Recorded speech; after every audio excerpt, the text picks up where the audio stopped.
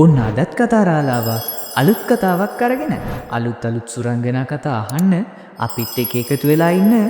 කලින් කොටසේදී ඉච්ඡා සුද්දයි බණ්ඩියයි අඹ ගහ යටට වෙලා අඹ ගෙඩියක් කඩාගන්නේ කොහොමද කියලා කල්පනා කරන ගමන් ඉද්දී මෙයාලට ඇහුණනේ කවුද උදව් ඉල්ලලා කෑ ගහන සද්දයක්. ඉතින් අපි අද කොටසින් එතන ඉඳන් කතාවට මොකද වෙන්නේ කියලා බලමු. ඔන්න ඉතින් මේ කට්ටිය සද්ද ඇහෙන පැත්තට දුවනවා.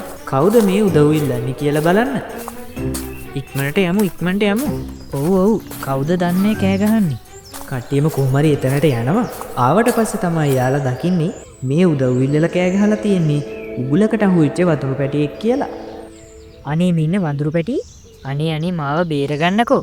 බය වෙන්න එපා වඳුරු පැටියෝ. අපි ඔයාව බේරගන්නම්. ඔව් ඔයා කලබල නොවී ඉන්නකෝ. අපි මේ ලනු ටික කපලා දාලා ඔයාව එළියට ගන්නම්. ඔන්න ඉතින් ඊට පස්සේ මේ තුන් දෙනා ලනු ටික කපලා දාන්න පුළුවන් විදිහේ මොනා හරි තියෙනවද කියලා හොයන්න පටන් ගන්නවා.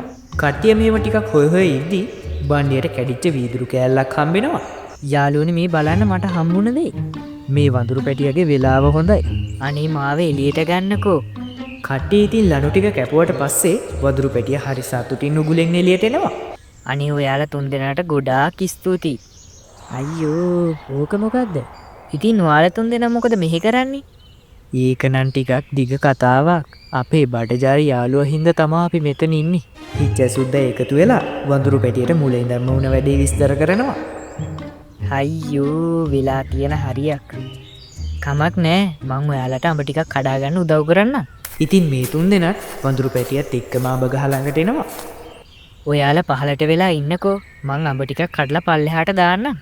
ඊට පස්සේ වඳුරු පැටියත් ගහ උඩට නැගලා මෙයාලට අඹ ටිකක් කඩලා දෙනවා. අම්බෝ වාසනාවට තමයි අපිට මෙයාව හම්බුනේ. ඒක නම් ඇත්ත තමයි. ඔන්න ඉතින් අඹ ටිකක් කඩාගෙන මෙයාලා වඳුරු පැටියටත් ස්තුති කරලා ආපහු යක්ෂණියගේ ගෙදරට යන්න පටන් ගන්නවා. තුන් දෙනා ආපහු යන්නේ නම් හරිම සතුටින්. ටික වෙලාවක ගමනකින් පස්සේ මේ තුන් දෙනා කොහොම හරි ආපහු යක්ෂණියගේ ගෙදරට එනවා. තුන් දෙනා කොහොම හරි වැඩේ කරලා වගේ. ඔව් ඔන්න අපි අඹ ගෙනාවනේ. ආපහු බණ්ඩියව හරි ගස්සන්න. චුට්ටක් ඉන්නවා කොළුවෝ. ඉස්සෙල්ලාම අඹ ගෙඩියක රහ බලලෙමු.